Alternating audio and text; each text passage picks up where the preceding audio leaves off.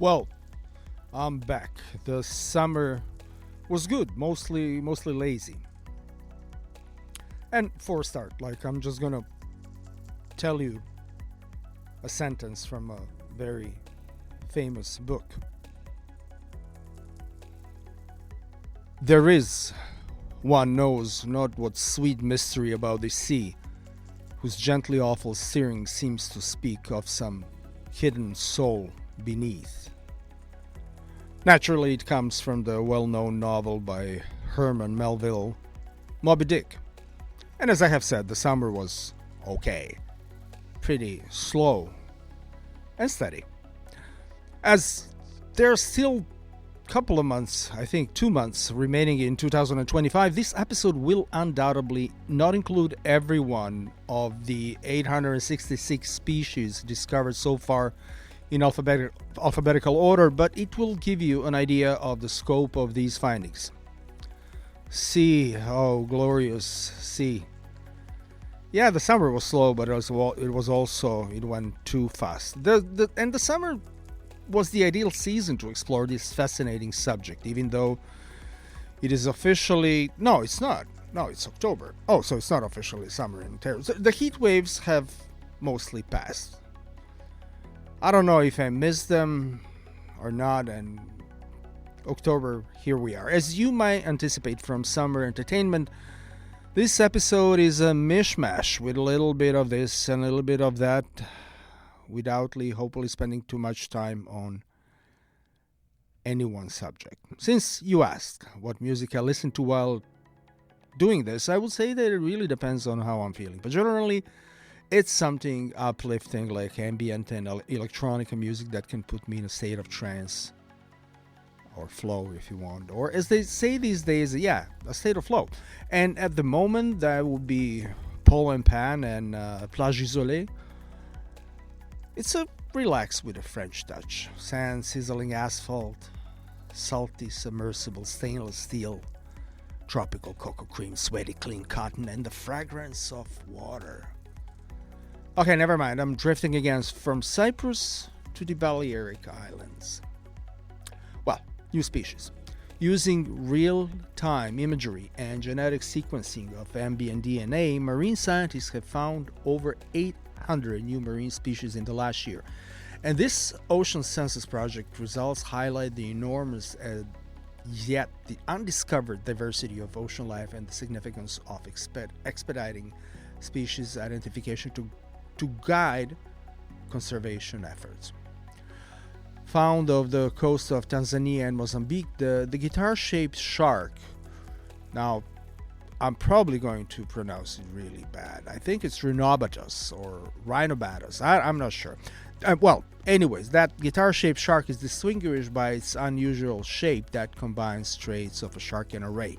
A flexible structure and 8 tentacles identify this fan-shaped octocoral from the Maldives.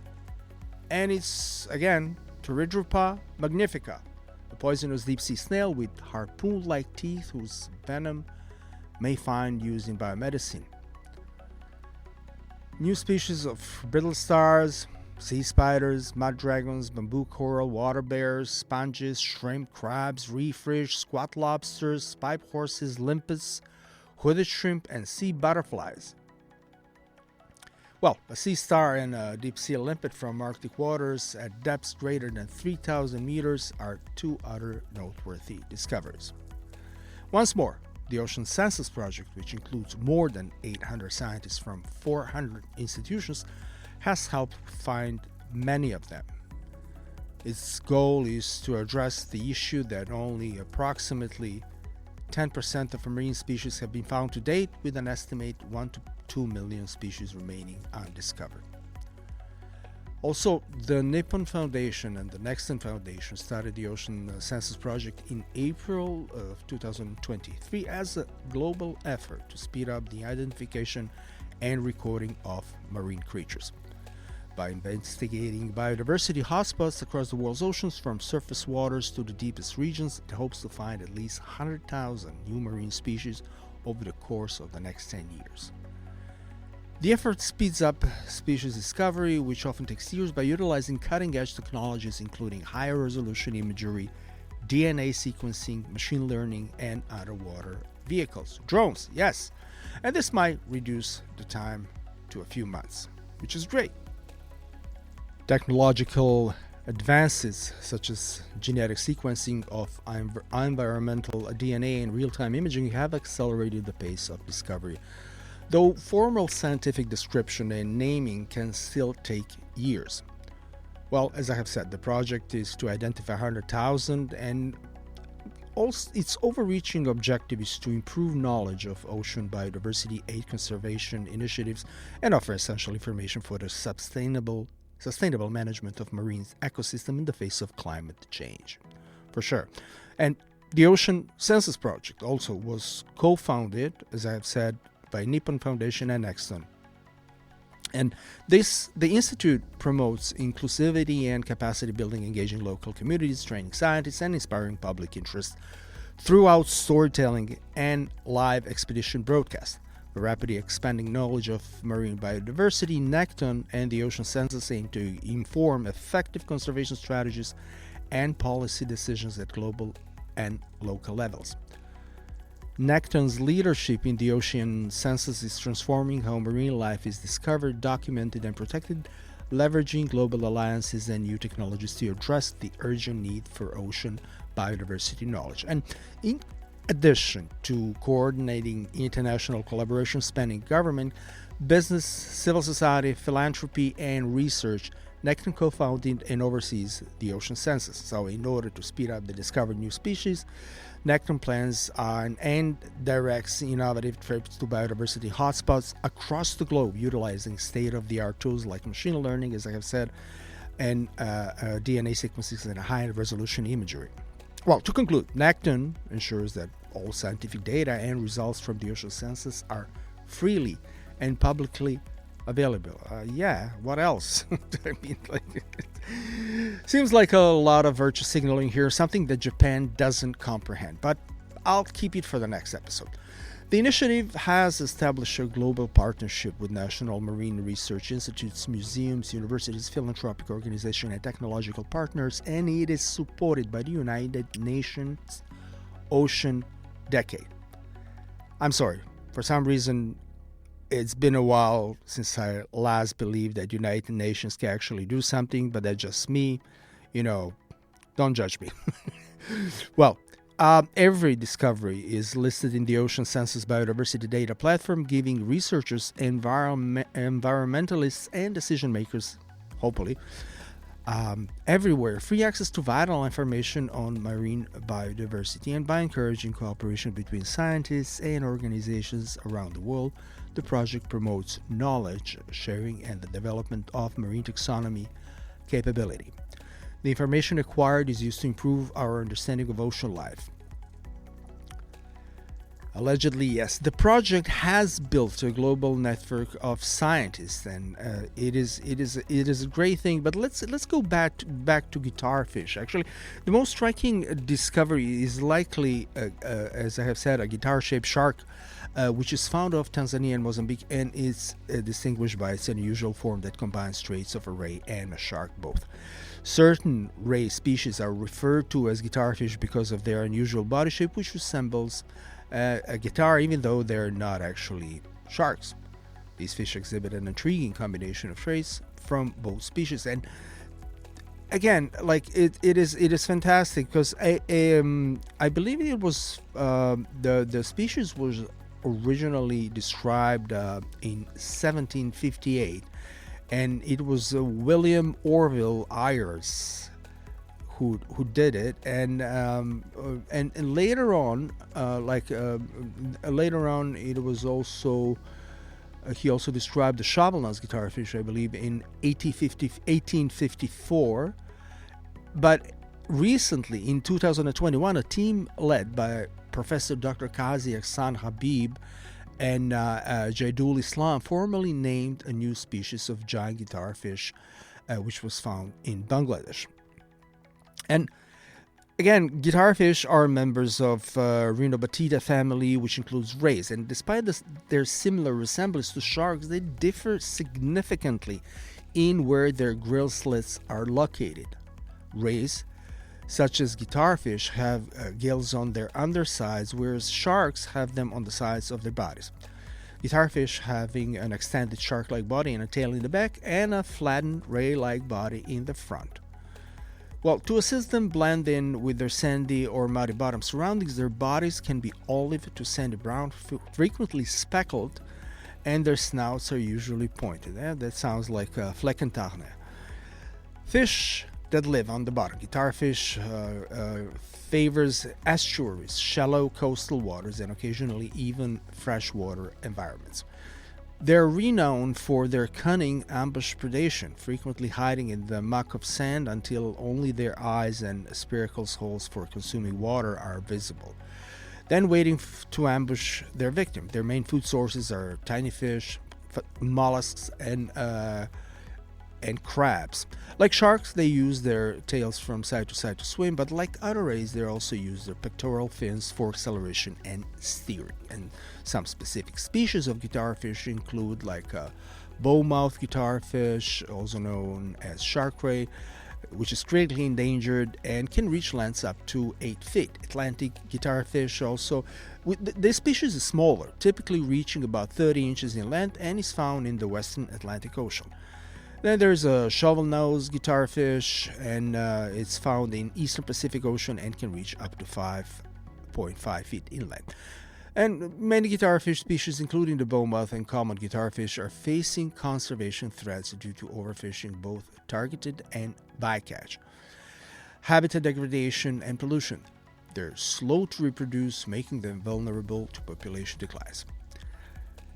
I can't help but think that after all of discussion on mantas, I should dedicate an episode to a topic that gives Russian submariners nightmares. DARPA and Northrop Grumman collaborated to create the Manta Ray, a massive, cutting-edge unmanned underwater vehicle for the U.S. Navy. It can function independently for months without refueling and is built for extremely long duration, long-range underwater missions, and so on. The drone uses buoyancy-driven gliding in conjunction with propellers and control surfaces for propulsion and steering. It is more than 30 feet long and has a wingspan of roughly 45 feet. How did I get here?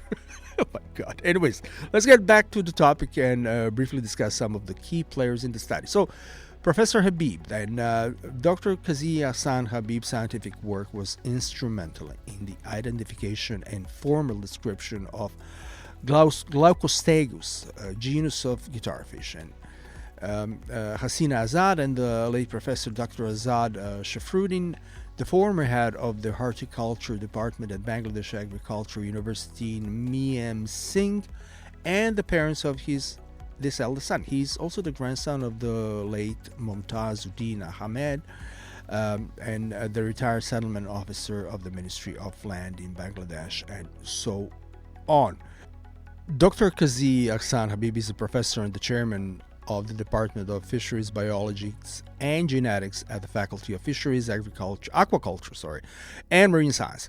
In addition, he serves as the head of SAU's Aquatic Bioresearch Research Lab, and his research focuses on marine biodiversity, DNA taxonomy, population genomics, phylogeography, and conservation biology of aquatic organisms, the census of marine life at St. Martin's Island, the evaluation of aquatic biodiversity in the Sundarbans, and the conservation genetics of sharks and rays in Bangladesh are only a few of the national and international research initiatives in which Dr. Habib has participated.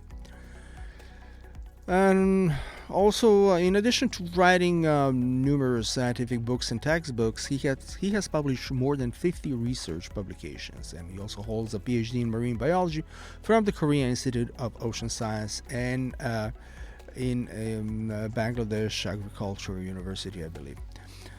So, in-depth morphological analysis of the specimens were also carried out by him, with an emphasis on identifying characteristics that differentiate this population from other species. In order to verify that the specimens belong to a genetically unique species that had not yet been described by science. Professor Habib oversaw the genetic study, or DNA barcoding. He helped establish Glaustostegus as a new species by co-authoring the species' official scientific description in a peer-reviewed publication. His knowledge in DNA taxonomy, conservation genetics, and marine biodiversity proved invaluable during the identification and discovery processes, clearing up taxonomic ambiguities and emphasizing the value of regional marine study and conservation. At the Faculty of Fisheries, Aquaculture and Marine Science at the Sher-Bangla Agricultural University in Dhaka, Bangladesh, he serves as both the chairman and a professor in the Department of Fisheries Biology and Genetics. In addition, he was the faculty dean. He oversees, as I have said, the Aquatic Bioresource Research Lab and so on. There's a lot about this man. He's hyper active, I should say. So it seems like he's an interesting guy. He's definitely on my list for an interview sometimes in the future, when I set up my own studio with with real equipment and not like this. It's gonna take some time. Okay. So what are other new species? Again, the genus Glaustostegus includes guitarfish, which are huge rays with elongated bodies, as I have said.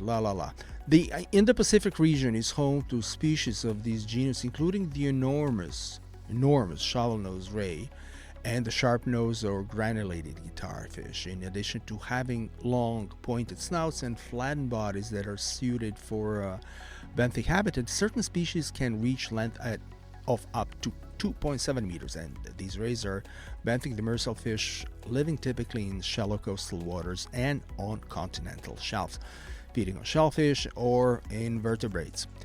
Many species in this genus are of conservation concern, with population affected by habitat degradation and overfishing.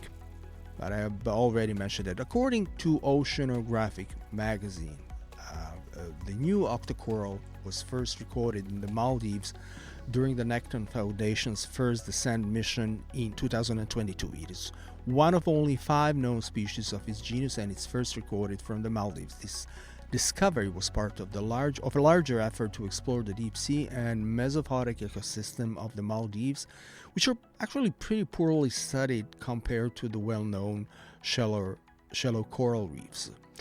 Often called a sea fan, the fan-like octocoral from the Maldives is characterized by its 8 tentacles and flexible construction, often referred to as soft corals. Octocorals have polyps with 8 feather-like tentacles and secrete a flexible internal skeleton composed of the protein gorgonine.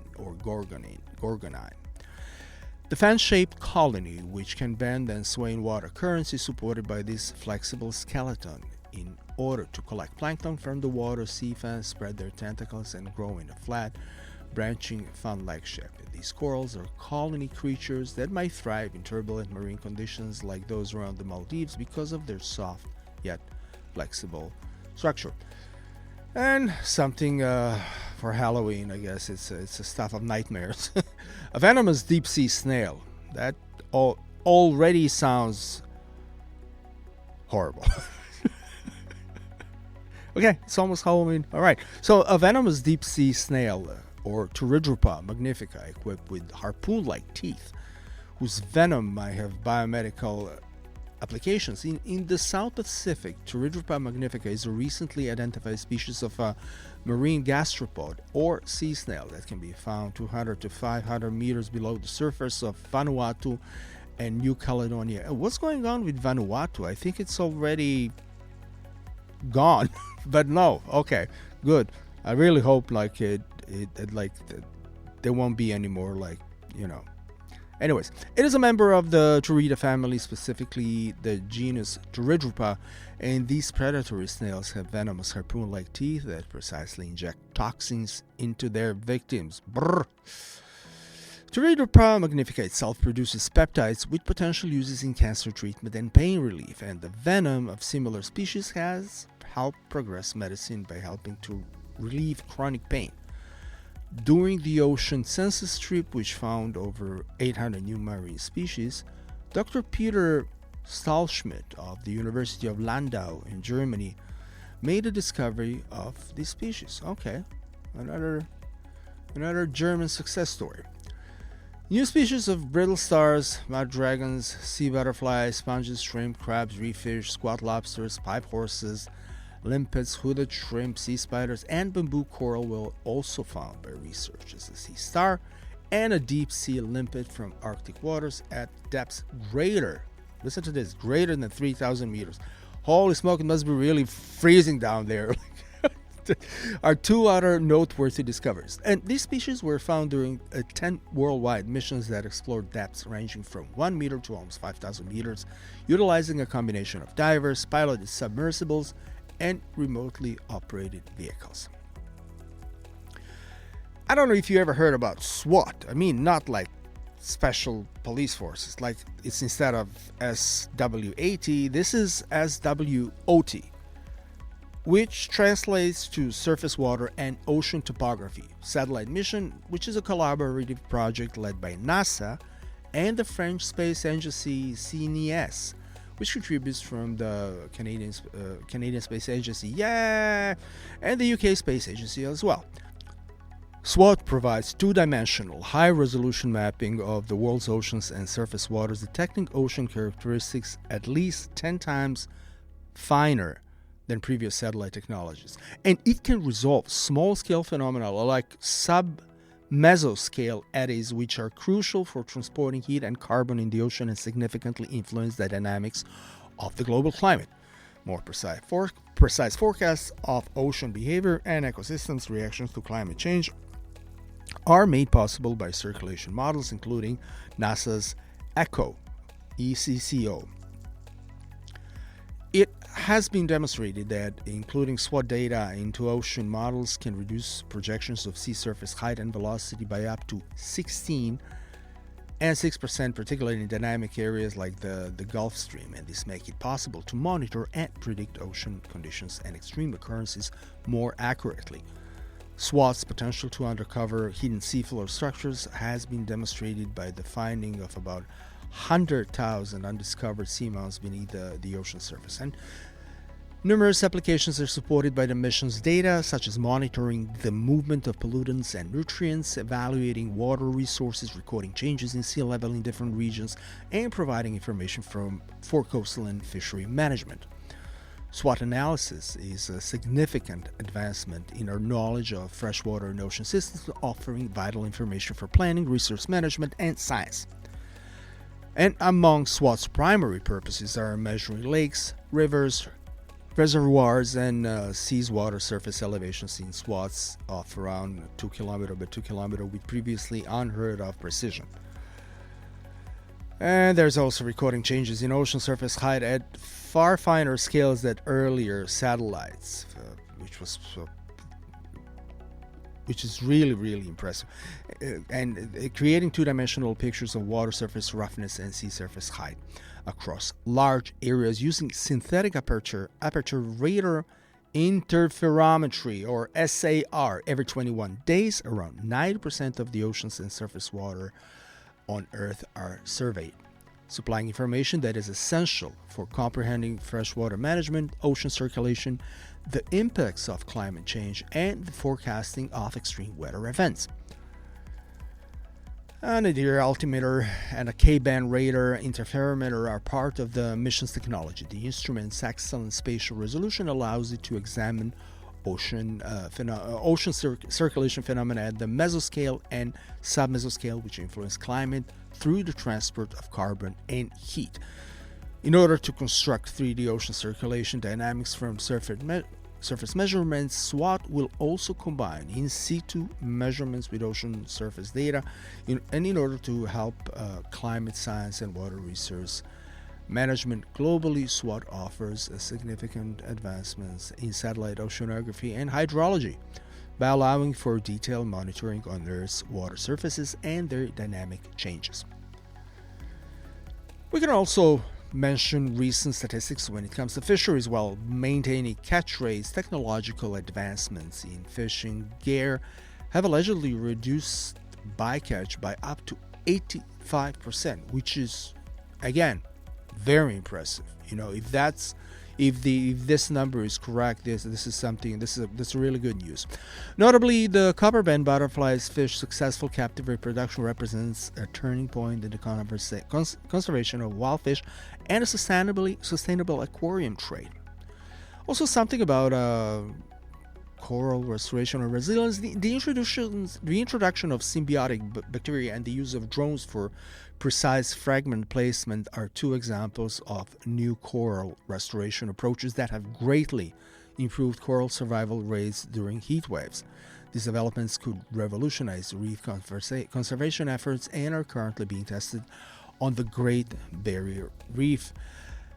Limits of coral adaptation. Corals cannot migrate quickly enough to avoid ocean warming, according to supercomputer research, which emphasizes the urgency of local and international reef protection measures.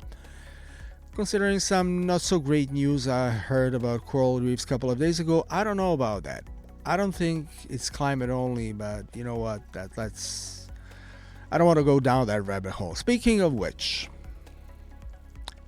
studies warn that deep-sea mining in areas like the Clarion-Clipperton Zone could disrupt rich ecosystems, including populations of whales and dolphins, highlighting the urgent need for sustainable ocean management.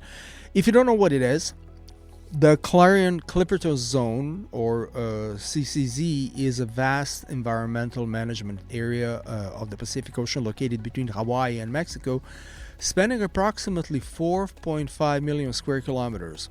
And it consists of the Clarion and Clipperton Fracture Zone submarine geological fracture zones discovered in 1954. The zone is notable for its abundance of polymetallic nodules rich in valuable minerals like manganese, nickel, copper, and cobalt, crucial for electric vehicles and solar panels. And the CCZ is of significant interest for deep-sea mining, that's for sure, with 16 mining claims covering about 1 million square kilometers and additional areas set aside for conservation. The International Seabed Authority, or ISA, regulates mining activities there. The polymetallic nodules found on the ocean floor are formed over millions of years and serve as habitats for numerous species, many newly discovered by science. Mining the nodules involves disturbing the seabed, which raises environmental concerns since biodiversity in the area is high and recovery from disruptions is extremely slow. The zone features diverse geological characteristics, including mountainous topographical fracture zones and seamounts. It is also home to wide biodiversity, including rare species adapted to deep-sea conditions.